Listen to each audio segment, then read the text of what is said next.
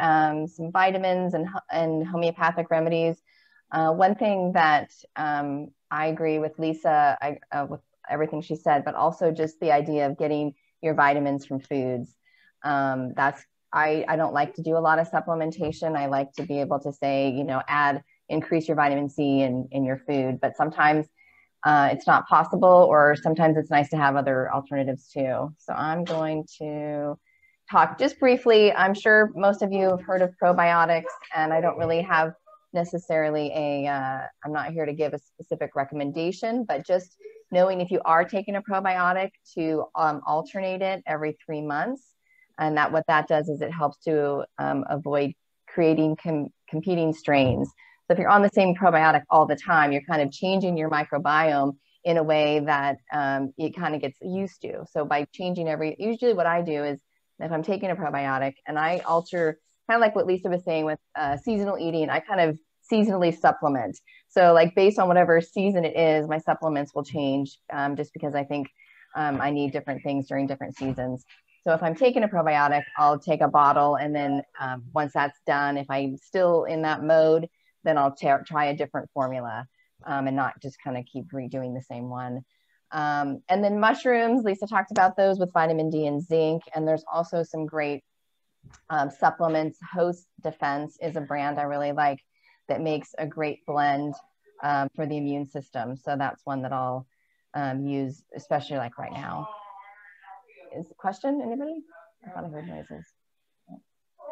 And then if you do get sick, I always like to say sometimes when we get sick, it's not, there's kind of a reason sometimes, like maybe it's just your body's way of, for me, all symptoms as a homeopath, all symptoms are like giving me information, right? So like if you do get sick, it may just be like your body's way of getting your attention, of saying, hey, you're going, 100 miles per hour, it's time to slow down.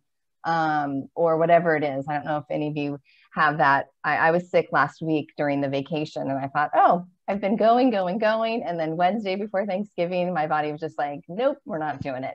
And so if you do get sick, foods to eat, warming foods, lemon, ginger can be really helpful for decongesting.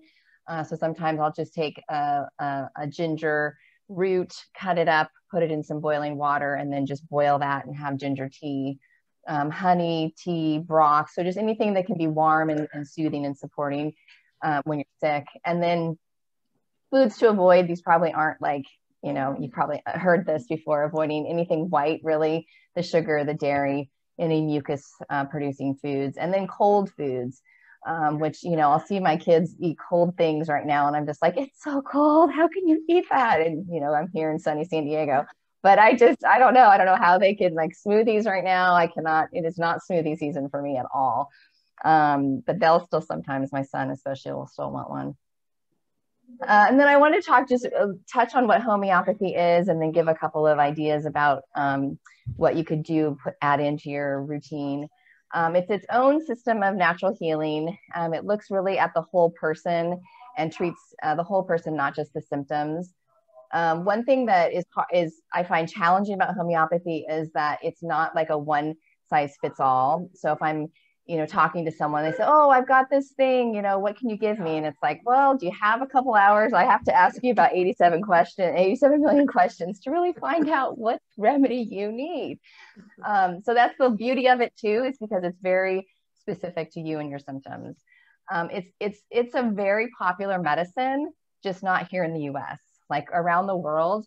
It's in some of the healthcare in different countries, but here in the US, it's just, you guys are on the early adopters. Like, some people don't even know what it means or what it is. And it can be taken alongside other medications. So you don't have to do one or the other. You can do both together. So in terms of immune support, the one remedy, anyone who knows me, especially during this pandemic, Aconitum napellus, it is the first remedy I will say, even before COVID and anything like that. It's just a very good immune system boosting remedy. Especially if you're out exposed to cold wind, anytime, like if you can catch your symptoms in the first 12 hours, that is the best remedy to take. One second, my background is getting really loud. Hold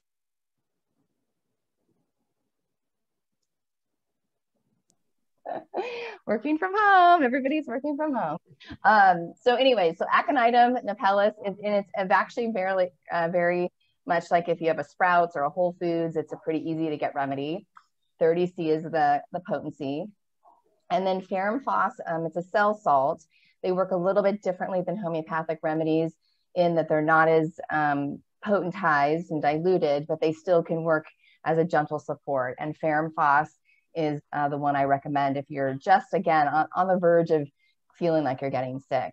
And then my favorite one, which is like the tongue twister, is oxylocloncinum. And it's one that has made, I've seen it at Trader Joe's in seasons past. I know Walgreens has it, and it's a great flu preventative. If you feel like you've been exposed to the flu, it could be a good one to try.